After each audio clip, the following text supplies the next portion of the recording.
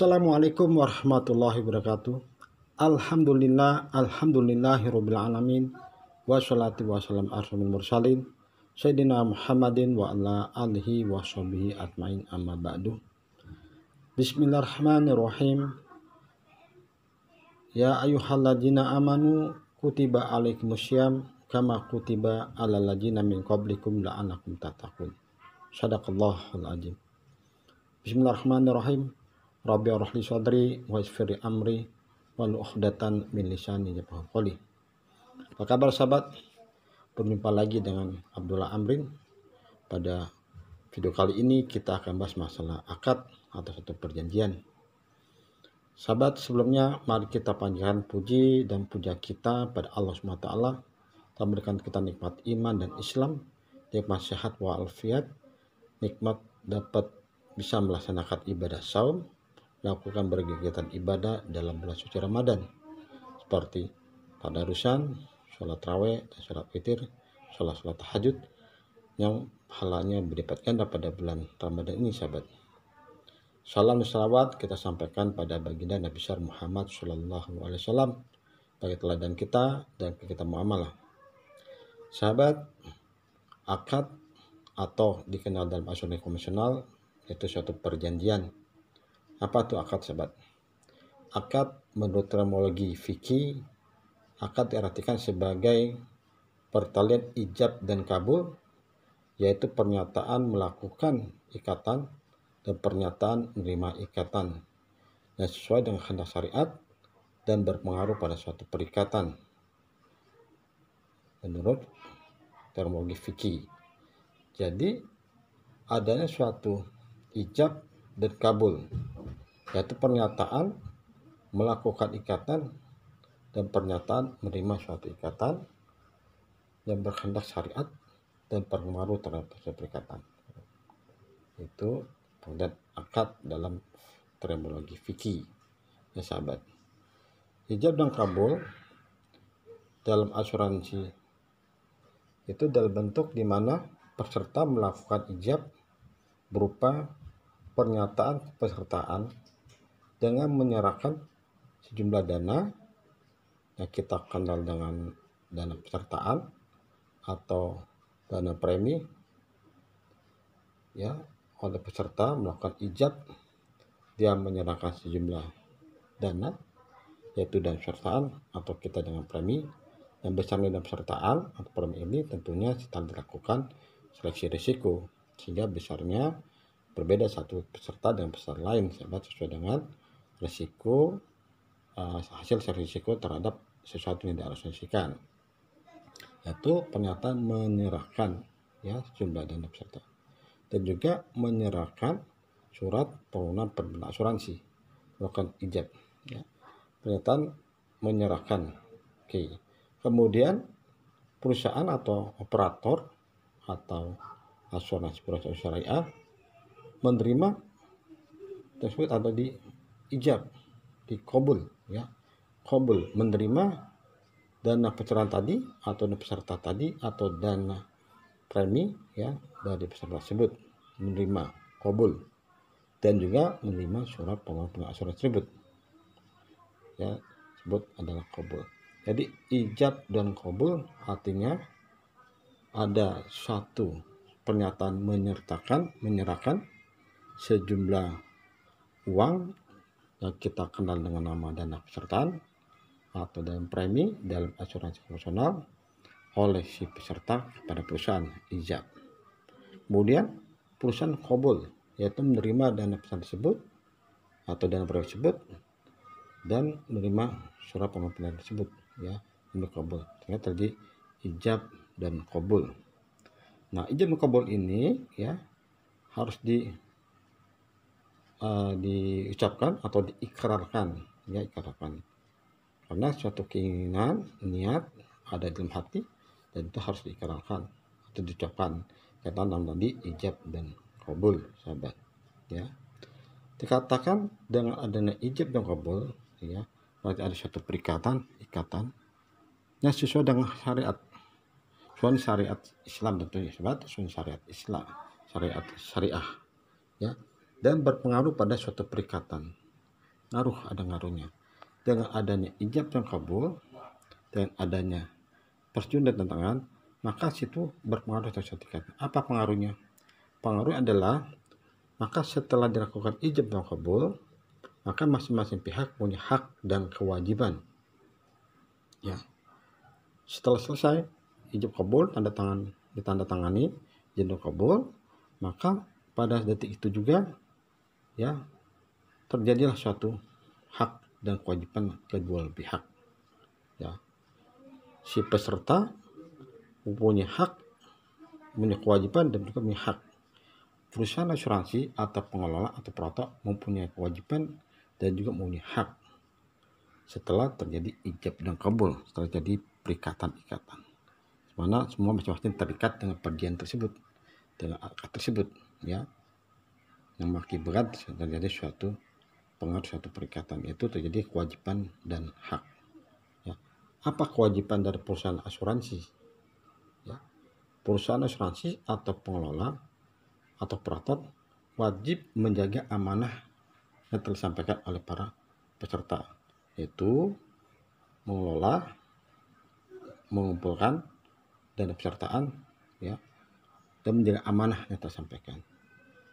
Kedua, perusahaan asuransi atau operator syariah wajib untuk memberikan uang klaim, ya, untuk membayar uang klaim yang berasal dananya tersebut dari dana tabaruk dan hasil investasi. Perusahaan asuransi atau operator syariah wajib membayar uang klaim. Itu kewajiban dari perusahaan asuransi, menjaga amanah dari uang yang diterima atau dana pesertaan yang dipegang, kemudian wajib untuk memberikan dana tabaru atau dana klaim, ya, memberikan klaim pada peserta. Selain punya kewajiban, juga perusahaan berhak, apa haknya? Berhak untuk mengelola dana peserta tersebut, berhak untuk melakukan investasi, mengelola bisnis, mengembangkan dana peserta tersebut, ya, dan kemudian berhak untuk mendapatkan fee atau ujroh penghasil, ya, atas dana yang dikelola, berupa ujroh atau berupa bagi hasil, ya, yang diterima oleh perusahaan asuransi syariah atau pengelola atau operator. Dia berhak untuk itu. Jadi melaksanakan kewajiban dulu, yaitu menjaga amanah atas uang yang dikumpulkan, yang dikelola, dana pesertaan yang dikumpulkan oleh para peserta sebagai amanah, ya, menjaga amanah itu. Kemudian kewajibannya adalah membayar uang klaim, misalnya dari dana tabaru dan hasil investasi. Dan perusahaan asuransi atau pengelola berhak untuk mendapatkan bagi hasil dan berhak untuk melakukan kegiatan investasi, mengembangkan bisnis itu, ya, tentunya berdasarkan dari izin Dewan Pengawas Syariah, susunan syariah. Bagaimana kewajiban dari peserta? Peserta wajib untuk membayar uang premi atau dana pesertaan, ya. Maka jika mereka tidak bayar dana pesertaan atau kita kena premi, maka dia tidak akan mendapatkan kewajibannya, atau tidak akan mendapatkan haknya, itu uang klaim. Nah, jadi peserta mempunyai kewajiban untuk membayar dana pesertaan atau dana premi, ya, membayar pada pengelola, ya, mengeluarkan dana pesertaannya kepada pengelola. Kemudian setelah dia melaksanakan kewajibannya membayar sejumlah uang atau jumlah dana atau istilah syariah dana pesertaan atau konvensional kita dengan premi, itu kewajiban dari si peserta asuransi. Dan juga punya kewajiban apa haknya? Dia berhak untuk mendapatkan dana tabaru, berhak untuk mendapatkan uang klaim, ya, yang asalnya dari dana tabaru dan hasil investasi. Itu hak dari si peserta, ya. Jadi sahabat, dengan adanya ikatan, adanya akad, ya, kesepakatan bersama, maka timbullah hak dan kewajiban atas perikatan tersebut, ya. Perusahaan asuransi punya kewajiban dan punya hak, peserta punya kewajiban dan juga punya hak, sahabat, ya. Itu kemudian kontrak suatu perjanjian, ya, itu bisa terjadi 3 hal, sahabat, ya. kontraknya bisa sah jika semua persyaratan, semua rukun dipenuhi, ya. Itu bisa kontraknya menjadi kontrak sah, ya. Jika perjanjian itu adalah sah jika memang persyaratannya dipenuhi oleh kedua pihak. Atau kedua, bisa menjadi kontrak menjadi fasad, ya. Fasad apa? Yaitu ada satu pasal-pasal tertentu, ayat tertentu yang merugikan salah satu pihak, ya.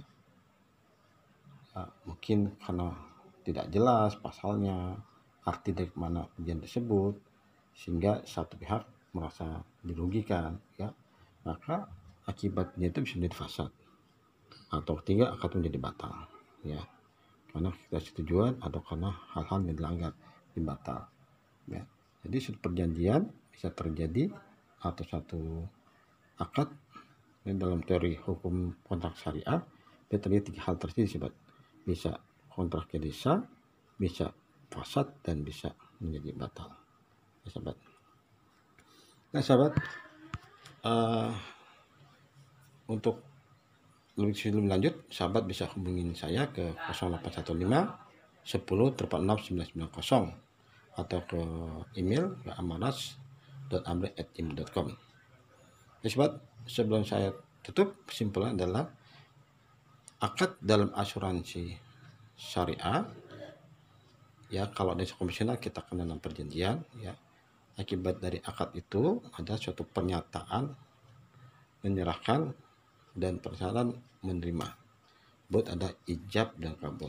Ijab oleh si perusahaan, oleh si peserta menyerahkan dana premi atau pesertaan, ya, dan juga menyerahkan surat perintah pemenuhan asuransi, ijab, ya.